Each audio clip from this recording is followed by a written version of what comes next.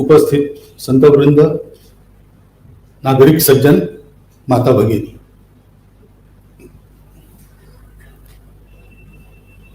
विभाजन, मातृभूमि का विभाजन, देश का विभाजन, ये न मिटने वाली वेदना है। उसका निराश तभी होगा जब ये विभाजन निरस्त होगा।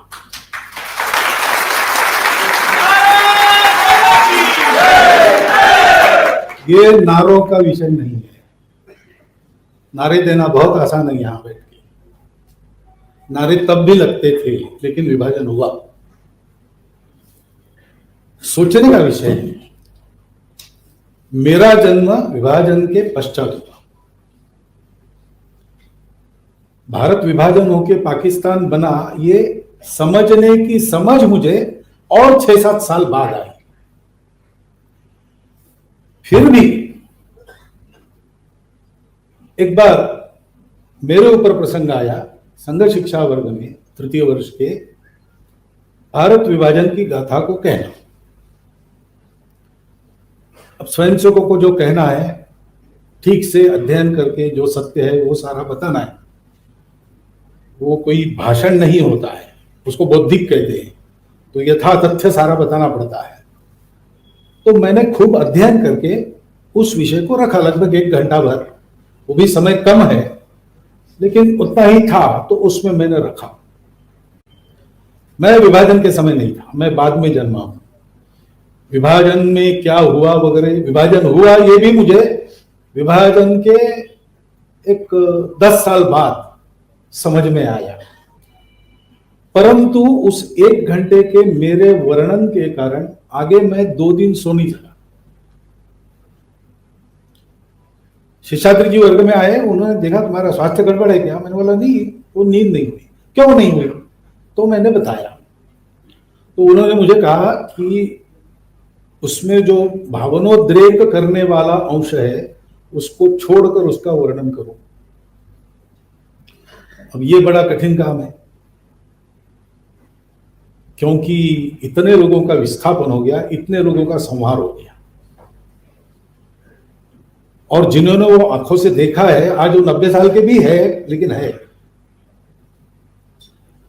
और उनकी आंखों देखी बातें कहीं ना कहीं गपशप निकल आती है, तो पता चलती है। तो उन्होंने भोगी हुई जो यातना है, वो भी हमको स्पर्श करती है। और ये केवल यातना का मामला नहीं है। हम जिसको अपनी प्रिय मातृभूमि मानते हैं,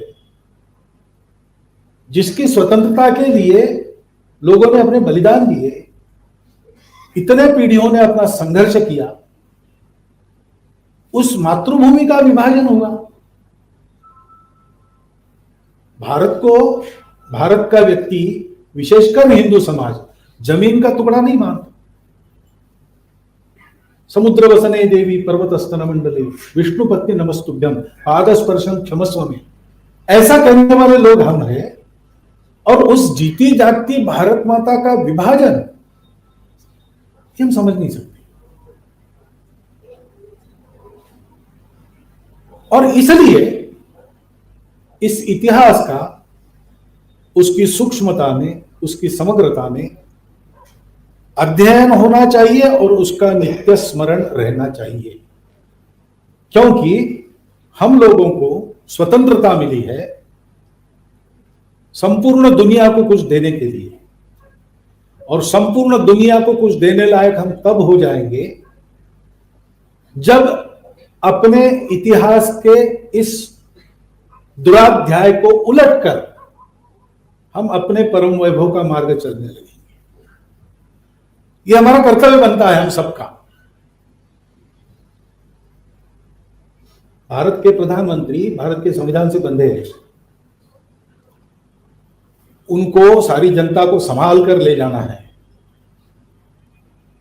आज की वास्तविक परिस्थिति का भान उनको रखना होता है। सब लोगों को, दुनिया के सब लोगों में भी मेलजोल रख के चलना पड़ता है। उनको भी 14 अगस्त को यह कहना पड़ता है कि इस अध्याय को भूलना नहीं चाहिए,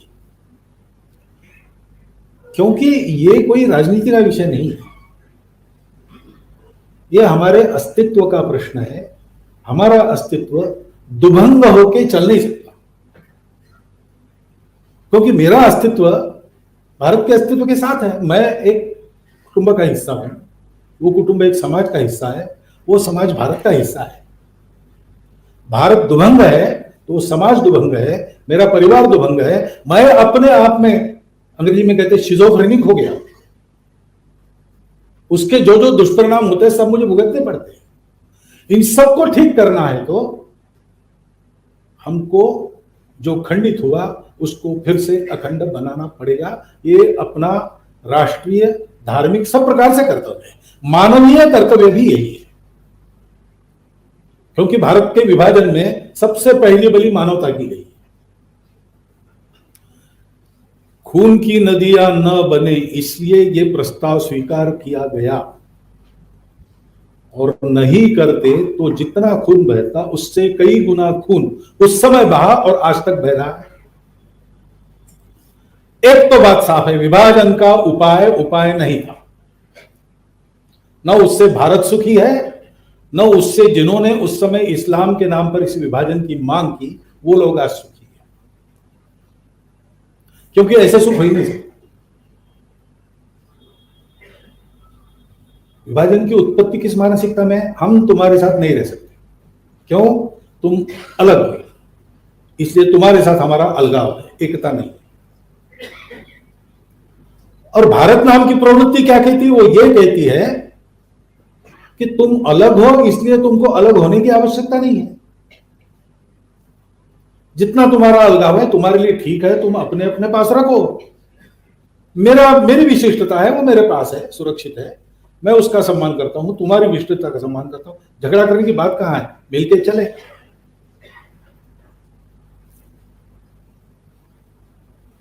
इस सबको जोड़ने वाली, सारे मानवों को एक करने वाले तत्व के विरुद्ध तत्व का उससे संघर्ष कब शुरू हुआ?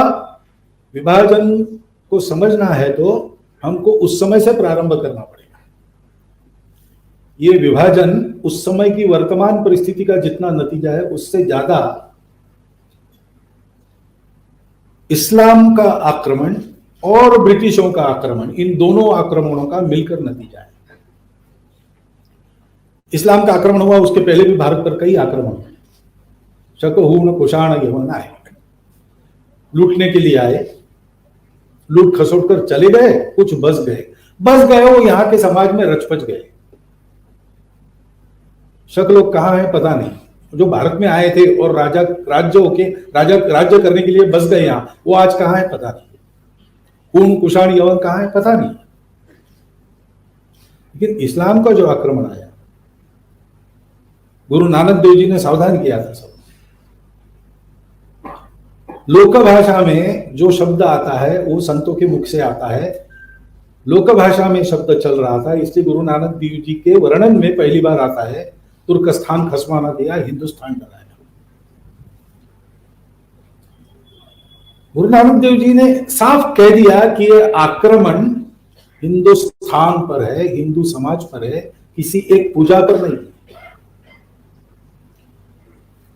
क्योंकि तत्व की दृष्टि से देखे तो इस्लाम के जैसे तत्व कहे जाते हैं, वैसे एक तरह से निराकार के तत्व उनको सामने रखने वाली पूजा है, भारत में भी है। उनको भी बख्शा नहीं गया, क्योंकि इसका पूजा से संबंध नहीं था, इसका प्रवृत्ति से संबंध था। प्रवृत्ति ये थी कि हम ही सही है, बाकी सब गलत है।